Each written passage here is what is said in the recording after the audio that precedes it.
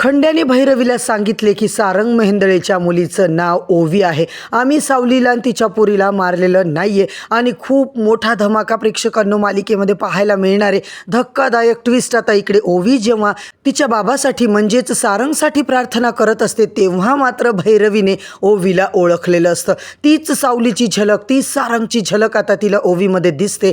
आता मात्र मित्रांनो मालिकेमध्ये खूपच मोठा ट्विस्ट येताना आपल्याला पाहायला मिळतोय. नमस्कार प्रेक्षकांनो, सावळ्याची जणू सावली या मालिकेचा आजचा म्हणजेच 29 जुलैचा एपिसोड रिव्ह्यू तुम्ही ऐकत आहात. प्रेक्षकांनो, इकडे सारंगची अवस्था पाहून मोनिकाला प्रचंड आनंद झालाय. इतका आघोरी आनंद तिला झालाय ना, तिला वाटतं की बरं झालं या सारंगचा अपघात झाला, त्याची कंडिशन आता खूपच अवघड दिसतीये, क्रिटिकल दिसतीये, म्हणून तिला आता सगळ्या प्रॉपर्टीवरती कब्जा करायचंच पडलेलं असतं. सारंग क्रिटिकल आहे म्हटल्याच्या नंतर जर त्याच्या जीवाचं काही बरं वाईट झालं तर मात्र मला अडवणारं आता कोणीच नाहीये. कारण मेहेंदळेच्या घरामध्ये इकडे आता मोनिका जर कुणाला सगळ्यात जास्त घाबरत होती तो म्हणजे फक्त सारंग. आणि आता मात्र प्रेक्षकांनो काही करून सारंगचा जीव तर गेलाच पाहिजे, सारंग अजिबात वाचला नाही पाहिजे, म्हणून मोनिका मात्र जीवापाड प्रयत्न करणारे. इकडे आता तिला समजतं की सारंगला हळूहळू शुद्ध यायला लागली. त्याच वेळेला मोनिका आता खूप मोठा प्लॅन करणारे. प्रेक्षकांनो, चक्क हॉस्पिटलमध्ये जाऊन सावलीच्या नजरे आड जाऊन मात्र तिने सारंगचा ऑक्सिजन मास्क वगैरे काढण्याचा प्रयत्न केलाय. होय मित्रांनो, आजचा भाग एवढा जबरदस्त दाखवलाय ना, शेवटपर्यंत नक्की बघा. चॅनलवरती नवीन असाल तर चॅनलला सबस्क्राईब करा, व्हिडिओला लाईक करा. इकडे आपण पाहतोय सावली आता हॉस्पिटलमध्ये पोहोचली आहे. मोनिकाचा प्लॅन मात्र ती आता पूर्णपणे फ्लॉपच करते. इकडे तिलोत्तमाने मात्र अजिबात सावलीला सारंग सोबत भेटू दिलेलं नसतं. आता काय करायचं, तेव्हा मात्र जगन्नाथ तिला आता आपल्या पोरीला रात्री बेरात्री दवाखान्यामध्ये घेऊन जातो. सावली सारंगची भेट व्हावी म्हणून जगन्नाथ जीवपाड आता इकडे प्रयत्न करत असतो. पांडुरंगाच्या कृपेनंच म्हणा प्रेक्षकांनो, सावली मात्र तिथे पोहोचली आणि या मोनिकाचा घाणेरडा डाव सुद्धा तिने आता बरोबर ओळखलेला असतो. इकडे आपण काय पाहतोय, चक्क मोनिकाला मात्र तिने रंगे हात पकडून सारंगच्या दूर केलेलं असतं. होय मित्रांनो, येणाऱ्या भागामध्ये खूप जबरदस्त असा काहीतरी घोटाळाच पाहायला मिळणार आहे आपल्याला. आणि इकडे सगळं सावलीला कळणार आहे. सावली मात्र धावत पळत तिकडे गेली आहे. सारंगचा अपघात झालाय हे मात्र तिला जेव्हा कळलं तेव्हा मात्र तिलोत्तमा दत्त म्हणून तिथेच उभी असते. तिलोत्तमा जी आहे ना, अजिबात आता सावलीला तिकडे जाऊ देत नाहीये सारंगकडे. तिला रस्त्यातच अडवते. काय ग, काय काम होतं तुझं इथे यायचं? सावली प्रचंड रडत असते, दुखावलेली असते.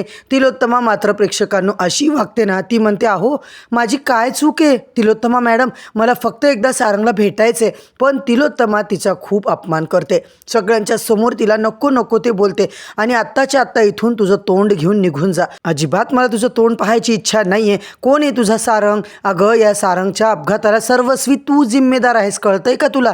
तुझ्या पोराला घेऊन हिंडायला लावलं ना, आणि त्या ओवीला पंढरपूरला घेऊन जायचा हट्ट कुणाचा होता? फालतूपणा करायला तुला सांगितला कोणी होता?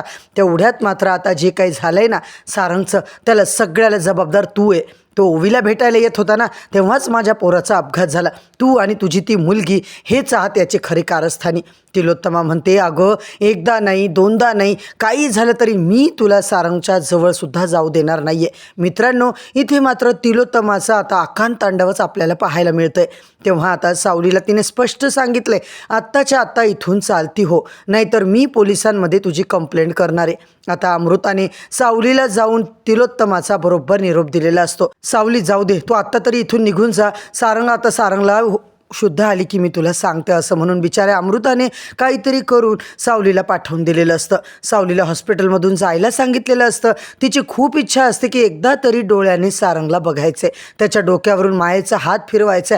पण प्रेक्षकांनो नाही, तिलोत्तमा आता मात्र तिला अजिबात तिकडे जाऊ देत नाहीये. मोनिका मात्र इकडे भलताच प्लॅन करते. तिने राजकुमारला फोन केलाय, सारंगचे सगळे आता माहिती दिली आहे की सारंगचा अपघात झालाय. मला आता खरं सांग, सारंगच्या अपघातामध्ये राज तुमचा हात नाहीये ना?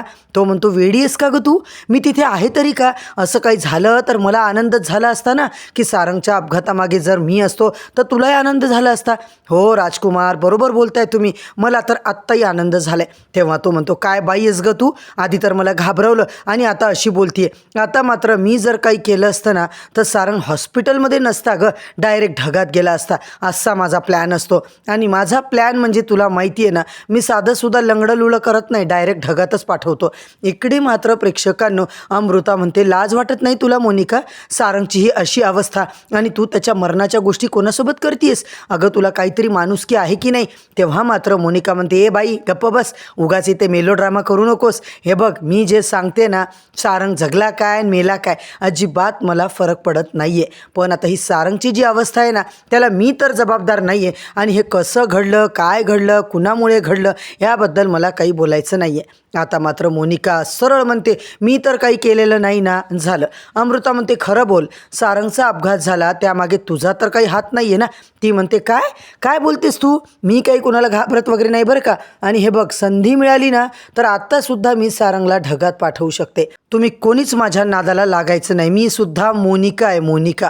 इकडे मात्र आईला कसा काय तुझ्यावर विश्वास आहे ना, मला तेच कळत नाही आहे. तिलोत्तमा आता येते आणि म्हणते, काय चाललंय का तुमच्या दोघींचं?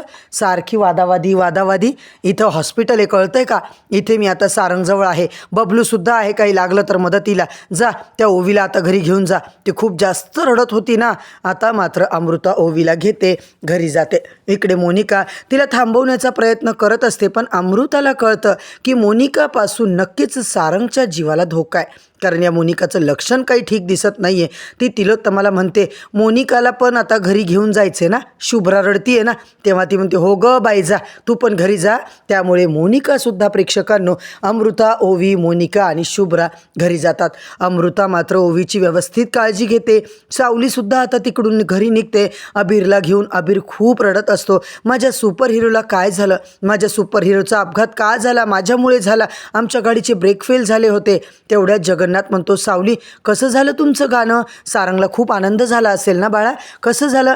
ओवीला स्टेजवर गाताना बघून सावली मात्र प्रेक्षकांनो चक्क रडायला लागते. बाबा, सारंगचा खूप मोठा अपघात झालाय. सारंग आता इकडे जीवन मरणाच्या दारात आहे. जगन्नाथच्या पायाखालची मात्र जमीनच सरकते. बाबा, मी डॉक्टरकडे भेटायला गेले हॉस्पिटलला, पण मला तिलोत्तमाने भेटू दिलं नाहीये. सावलीने एका दमात आता जगन्नाथला सगळं सांगितलेलं असतं. जगन्नाथला तर धक्काच बसतो. इकडे सारंगसारखा मुलगा, त्याचा अपघात, ही गोष्टच त्याला आता पचत नाहीये. ही गोष्ट अजिबात त्याला खरी वाटत नाहीये. जगन्नाथला खरंच आता त्रास व्हायला लागतो. त्यामुळे मात्र इकडे मात्र तो सरळ म्हणतो, काय चाललंय काय हे सगळं? सावली म्हणते, बाबा मला काहीच माहिती नाही, हे कसं घडलं, काय घडलं? मला त्यांच्याशी भेटायचं होतं, बोलायचं होतं, पण तिलोत्तमाने मला अजिबात तिकडे एंट्री दिली नाही.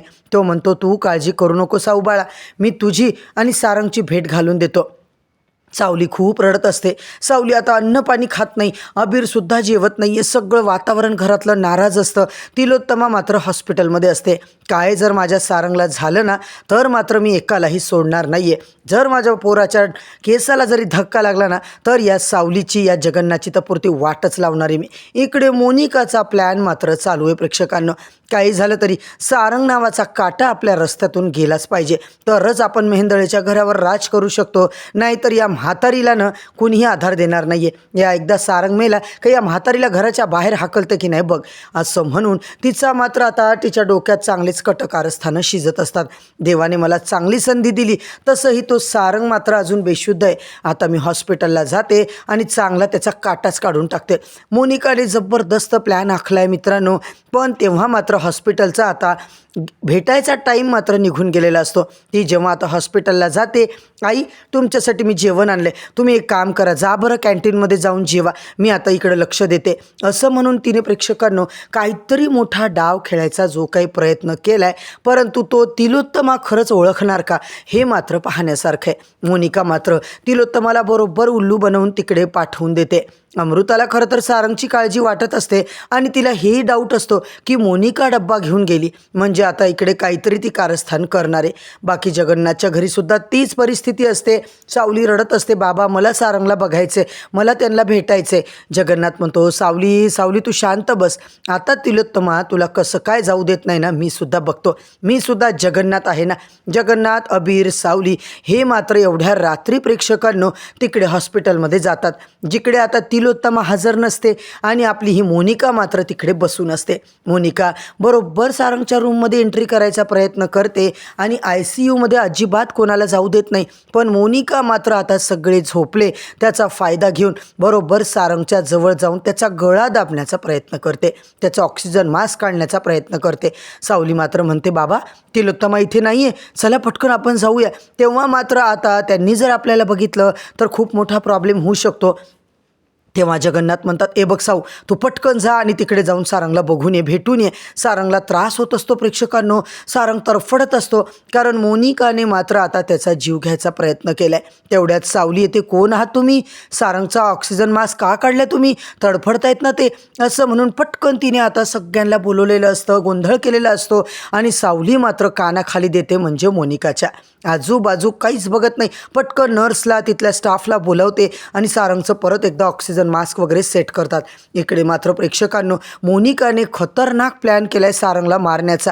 परंतु मोनिका तोंडाला मास्क लावून असते, तर तिला आता सावली ओळखणार का आणि मोनिकाचा डाव खरंच आता सक्सेसफुल होणार का, हे सगळं पाहणं मात्र रंजकदार ठरणार आहे.